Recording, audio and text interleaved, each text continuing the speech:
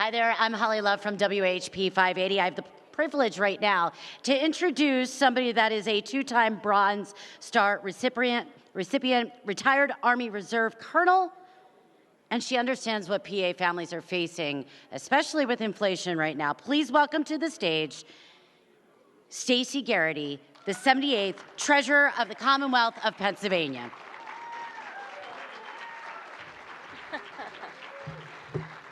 Thank you so much. Thank you for that introduction, Holly. Good afternoon. And I want to thank the Pennsylvania Leadership Conference for inviting me and for standing strong for conservative principles.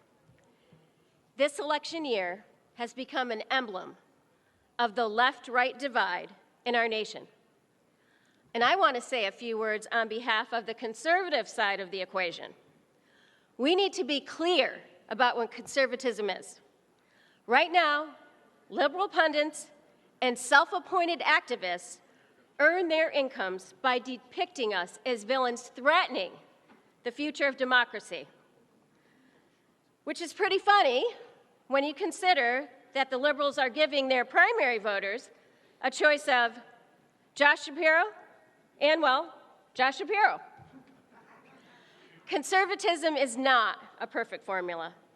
It's a formula for people, and I don't think you have to look very hard in Harrisburg to know that people aren't perfect.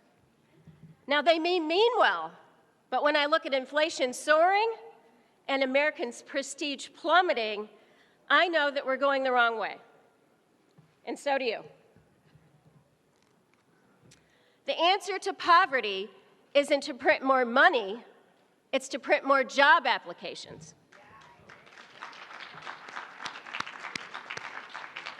And the answer to discrimination isn't to tell first graders that they're racist.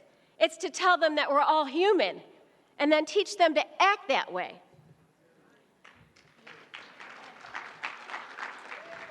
And we know that when schools are failing, pouring more money into a broken system is no better than rushing to the scene of a fire with a can of gasoline. If you can afford the gasoline. Now, right now, we're sitting on top of reserves that could make us energy independent, could make Saudi Arabia and Russia irrelevant.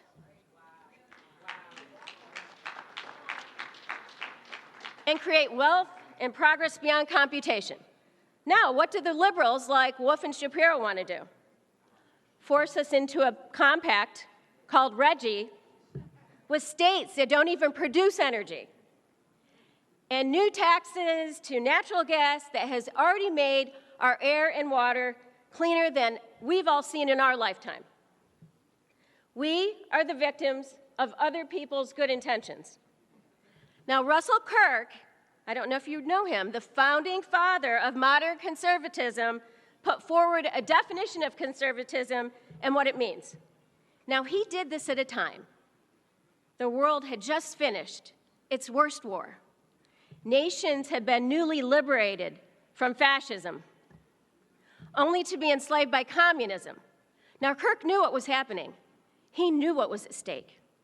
And he knew that what we were witnessing was not just the dark side of human behavior, but the persistent failure of humans who thought themselves wiser than history. Humans, he said, are imperfect, and that's why utopian schemes end in disaster. Sudden change means sudden disruption. Disruption to our economy, disruption to our traditions, disruption to our values. Urgency demands care, not speed. Now, the last word you want to hear a surgeon say right before the anesthesia kicks in, let's hurry. And Kirk knew that freedom, true personal freedom, was not possible in a world where the state laid first claim on what belonged to the people.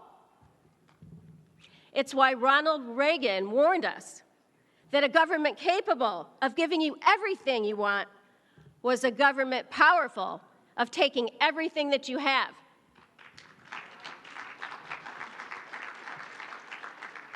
And folks, that's really what's at stake here.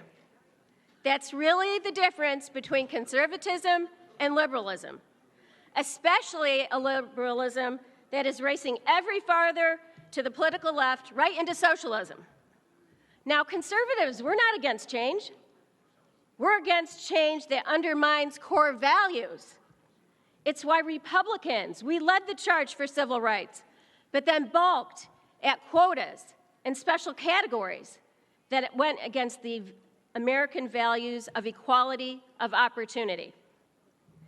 It's the reason conservatives understand that citizens make better decisions than political bodies.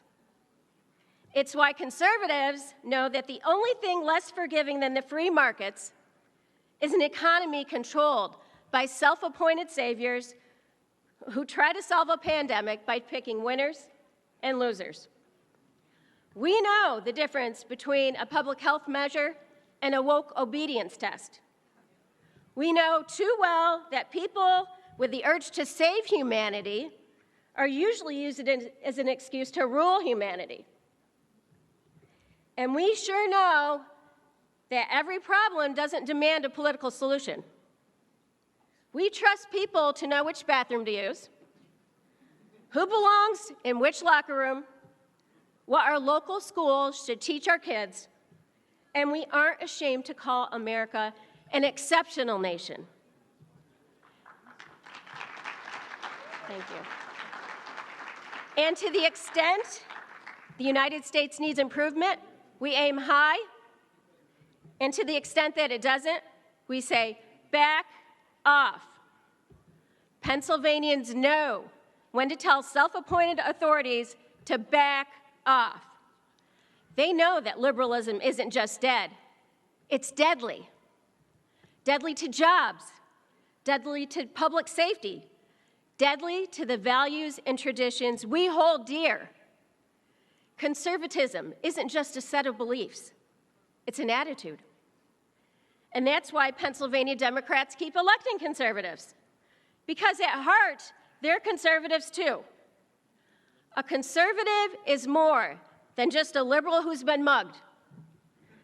It's a liberal who still hears that still small voice inside them that says religion is good, that America is special, and that a true democracy means more than hearing people at the ballot box.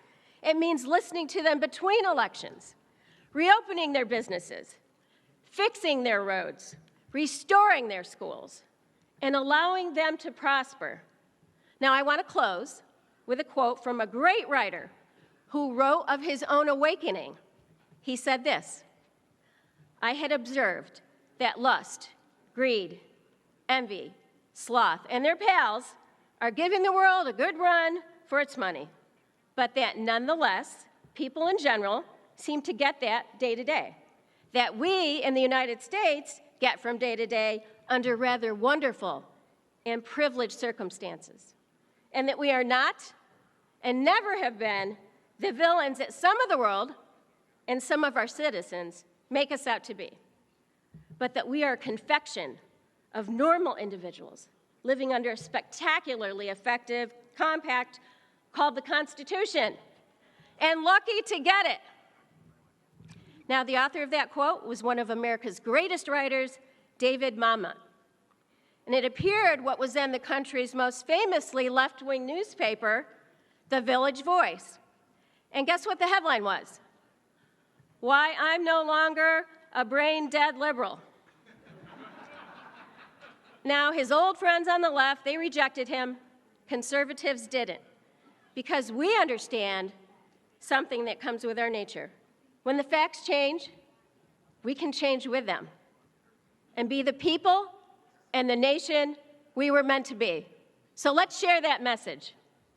Thank you so much. God bless all of you. God bless Pennsylvania, and God bless the United States.